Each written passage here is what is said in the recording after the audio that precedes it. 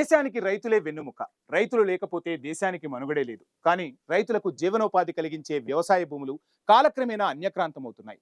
వ్యవసాయ భూములను పారిశ్రామికాభివృద్ధికి వినియోగిస్తుండటమే అందుకు కారణం. అయితే కర్ణాటక సర్కార్ మాత్రం పారిశ్రామికాభివృద్ధి కంటే రైతు శ్రేయస్సే ముఖ్యమనే సందేశాన్ని ఇచ్చింది.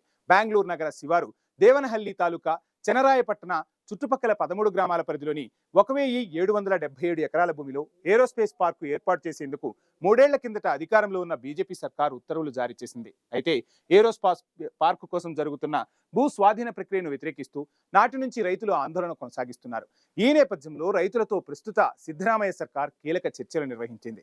ఈ చర్చల అనంతరం బలవంతంగా రైతుల భూములను స్వాధీనపరుచుకునే ప్రసక్తే లేదని, వారు ఇష్టంగా ఇస్తేనే స్వీకరిస్తామని సిద్ధు సర్కార్ ప్రకటించడం రైతు ఉద్యమానికి లభించిన విజయానికి నిదర్శనమనే చెప్పాలి. కేంద్ర రాష్ట్ర ప్రభుత్వాలు ముందుకొచ్చి స్థాపించేందుకు సిద్ధమైన ఏరోస్పేస్ పార్క్ కోసం 2022లో అప్పటి కర్ణాటక ముఖ్యమంత్రి బసవరాజు బొమ్మాయి భూ స్వాధీన ఆదేశాన్ని జారీ చేశారు.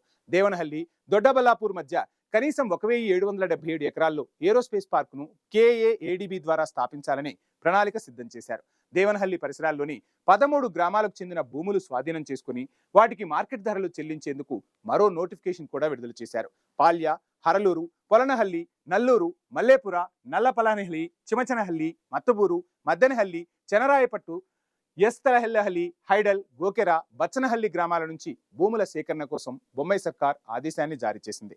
ఈ సమయంలోనే దేవనహల్లికి చెందిన రైతులు స్థానికంగా ఆందోళన వ్యక్తం చేశారు. ప్రభుత్వ ఆదేశాన్ని రద్దు చేయాలని కోరుతూ దేవనహల్లి రైతులు, జిల్లా సంఘాలు, కొందరు యువకుల సాయంతో జిల్లా కార్యాలయం వద్ద 2022 ఫిబ్రవరిలో ఆందోళన చేపట్టారు.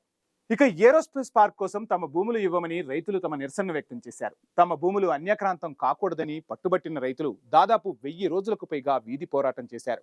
తొలినాళ్లలో ఓ ప్రాంతం రైతులే ఈ పోరాటంలో పాల్గొనగా క్రమంగా ఈ సమస్య రాష్ట్ర సమస్యగా మారిపోయింది. రైతు, ప్రజా సంఘాలతో పాటు కొందరు సామాజికవాదులు ఈ వేదికను పంచుకుని ఆందోళనను తీవ్రతరం చేశారు.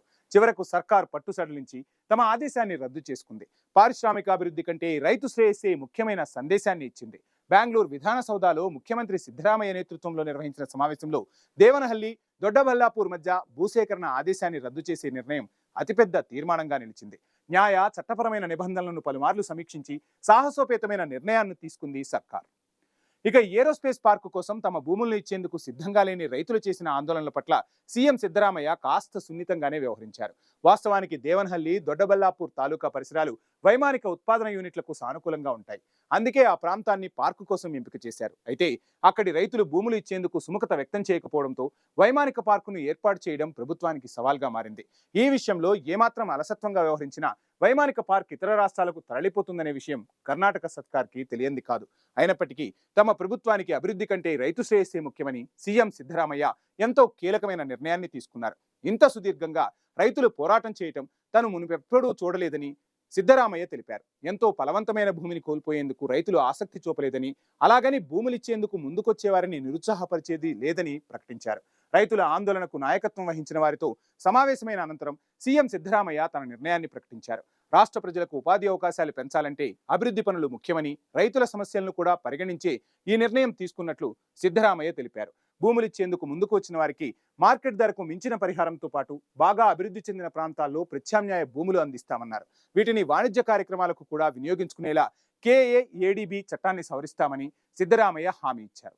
ఏరోస్పేస్ పార్కు కోసం భూ స్వాధీన ప్రక్రియ విషయంలో సిద్ధు సర్కార్ ఎంతో ఆచితూచి నిర్ణయం తీసుకుంది. ఏరోస్పేస్ పార్క్ విషయంలో రాజకీయపరమైన సవాళ్లు, అభివృద్ధిని పరిగణించడంతో పాటు ఓసారి ఆదేశాలు జారీ చేసిన తర్వాత రద్దు చేసేందుకు ఏవైనా న్యాయపరమైన అడ్డంకులు వస్తాయా అని సిద్ధు సర్కార్ సునిశ్చితంగా అధ్యయనం చేసింది.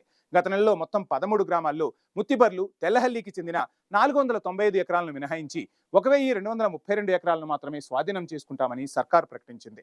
ఇందుకు ఎకరానికి 3.5 కోట్లను పరిహారంగా చెల్లించాలని సిద్ధు సర్కార్ నిర్ణయించింది. రైతులు డబ్బు కంటే భూమి కోసమే పట్టుబట్టారు. ఈ 1000 ఎకరాల్లో 350 ఎకరాలను ఇచ్చేందుకు కొందరు ముందుకు రాగా వీరి కోసం స్వాధీన ప్రక్రియను కొనసాగిస్తామని ప్రభుత్వం హామీ ఇచ్చింది. అఖిల భారతీయ న్యాయవాదుల సమైక్య కూడా ఆదేశాలు రద్దు, KIADB చట్టంలోని 28(2) 4వ సెక్షన్ల ప్రకారం చట్టబద్ధతను కలిగి ఉందని సలహా ఇవ్వడంతో సిద్ధు సర్కార్ గత ప్రభుత్వ ఆదేశాన్ని రద్దు చేసింది.